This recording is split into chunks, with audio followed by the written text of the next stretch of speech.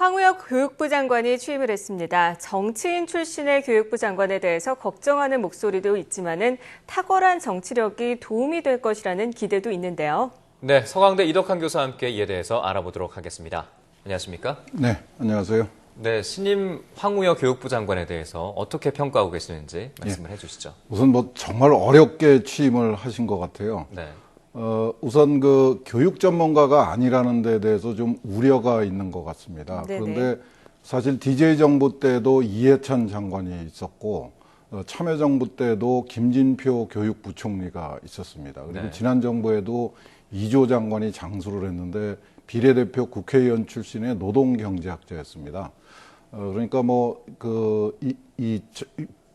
교육 전문가가 아닌 교육부 장관에 대해서 그렇게 걱정할 필요는 없는 것 같습니다. 네. 물론 이분들의 공과에 대해서는 엇갈리는 평이 있지만은 교육 관료나 또는 교육학자들이 장관을 한다고 해서 또 더 나은 성과를 거뒀다는 주장도 할 수가 없는 형편입니다. 네. 문제는 이제 황우혁 신임 교육부 장관이 얼마나 열정적으로 교육 업무에 전념할 수 있을 것인지 이게 문제죠.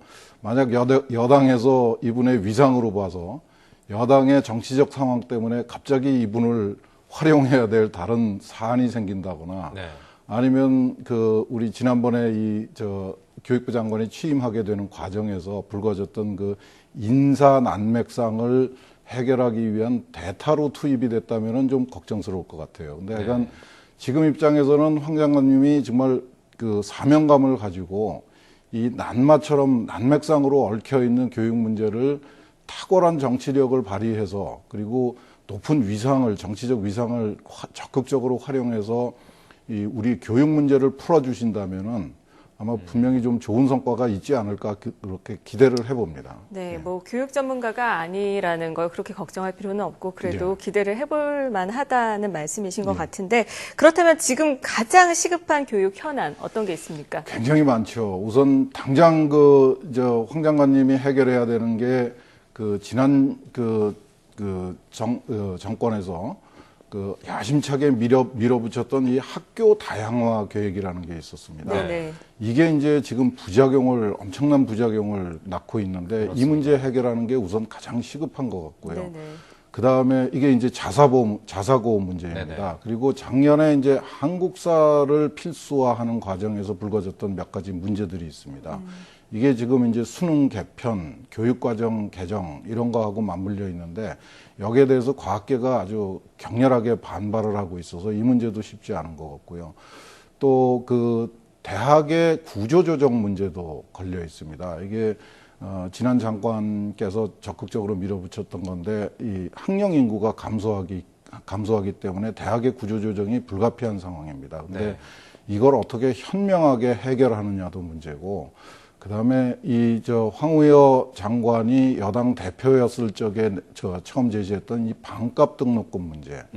이게 생각처럼 그렇게 쉽지 않습니다. 특히 사립대학의 경우에는 굉장한 부담으로 작용을 하고 있거든요. 네. 그래서 이게 만약에 다시 또 불거진다면은 이 문제도 가볍지 않은 사안일 것 같고 무엇보다도 지난 지방선거에서 대거 당선이 됐던 이 진보 성향의 교육감들하고 어떻게 조화롭게 교육 정책을 펼쳐나갈 수 있을 것인지 그게 아마 황 장관님이 해결해야 되는 가장 어려운 문제일 것 같아요.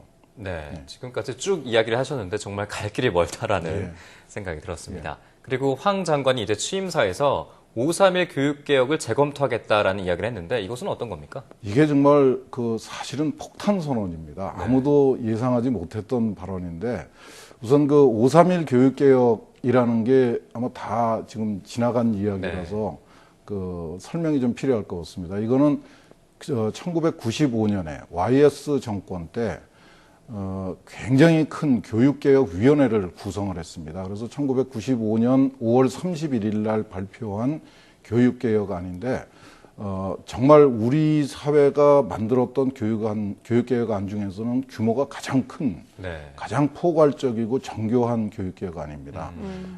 궁극적인 목표는 세계화였고 경쟁을 통해서 학생들의 역량을 극대화시킨다. 그래서 그 자율적인 학생의 선택권, 그리고 그 학교의 자율 책무, 그리고 학교의 다양화, 뭐 이렇게 다양한 정책들이 제시가 됐고, 그걸 바탕으로 해서 아마 많이 기억을 하실 텐데 제 7차 교육과정이라는 게 만들어졌습니다. 네. 그리고 지난 20여 년 동안 우리나라 교육은 사실은 이 5.3일 교육개혁의 틀에 의해서 움직여 왔다. 이렇게 평가를 해도 되는 굉장히 중요한 그 교육 철학이 담긴 안입니다. 근데 네. 이거를 이제 한번 세월이 흘렀고 사회적 상황이 많이 바뀌었으니까 한번 재검토를 해보겠다.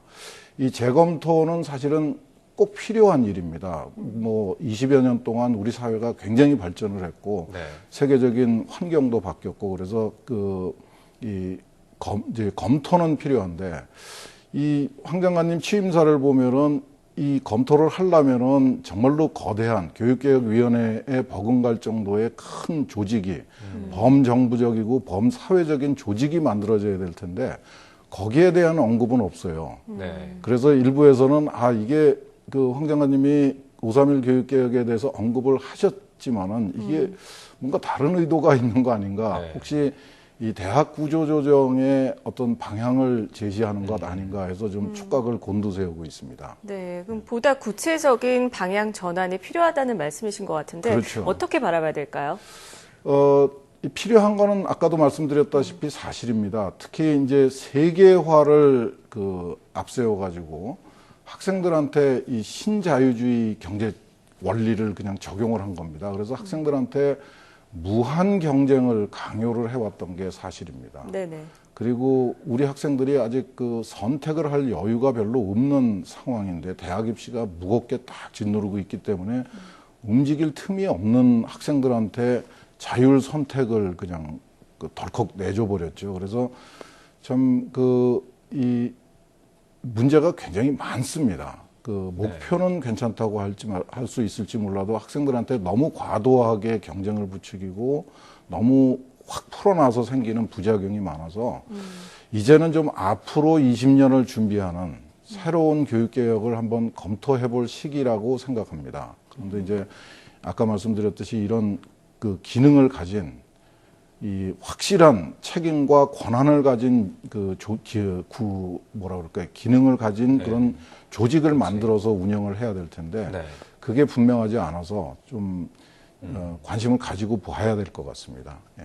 네, 그 마지막 질문을 드려야 될 것 같은데요. 뭐 여러 가지 산적한 문제들이 많잖아요. 5.3일에 대한 문제도 그렇고 자사고 문제 그리고 진보 교육감들과의 어떤 원만한 관계들도 있는데 가장 우선시돼야 되는 것들이 있다면 어떤 걸 해야 될까요? 가장 중요한 게 이제 교육 정책에 대한 국민의 신뢰를 얻는 게 신뢰를 회복하는 문제가 가장 중요한 것 같아요. 네. 지금까지는 사실은 교육부가 자신들을 위한 정책을 폈고 그 기득권을 가지고 있는 뭐 별로 좋은 용어는 아니지만은 교육 마피아들을 위한 교육 마피아들의 기득권을 보장해주기 위해서 이게 현안에 따라서 이런 정책도 폈다가 저런 정책도 폈다 하면서 우왕좌왕하면서 국민의 신뢰를 잃어버린 게 분명한 사실인 것 같습니다. 네. 근데 이제 황 장관님이 취임사에서 첫 마디가 모든 정책, 정치나 정책은 국민의 눈높이에 맞춰야지 된다. 그리고 국민 행복, 학생들의 행복을 전제로 하지 않은 교육은 의미가 없다라고 네. 분명하게 밝히셨어요. 네네.